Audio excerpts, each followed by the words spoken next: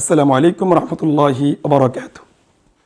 প্রিয় দেশবাসী, আমরা দেখতে পাচ্ছি ইদানিং অনলাইনে প্রচার করা হচ্ছে ইসলামী আন্দোলন বাংলাদেশ বিএনপি থেকে শত শত কোটি টাকা খেয়ে তারা 11 দলীয় জোট থেকে বের হয়ে গেছে। নাউজুবিল্লাহি মিন যালিক।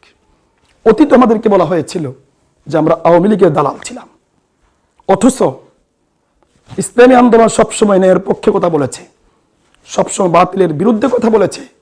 আওয়ামী লীগ আমাদের শত্রু নয়, বিএনপি আমাদের শত্রু নয়, জামাত ইসলাম আমাদের শত্রু না, আমরা সবাই ভাই।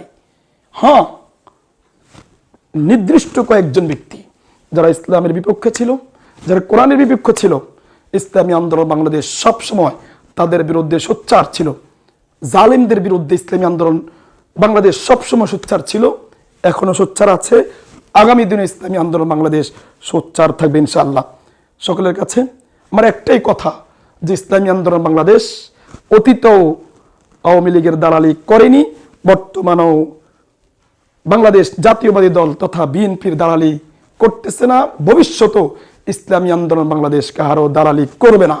সুতরাং জাতি এখন জেনেছে ইসলামী আন্দোলন বাংলাদেশকে, দেশের কাজকে দমিয়ে রাখার জন্য অতীতে বলা হয়েছিল আওয়ামী লীগের দালাল, এখন বলা হচ্ছে বিএনপির দালাল, ভবিষ্যতে অন্য কারো দালাল আমাদেরকে বানাইতে পারে।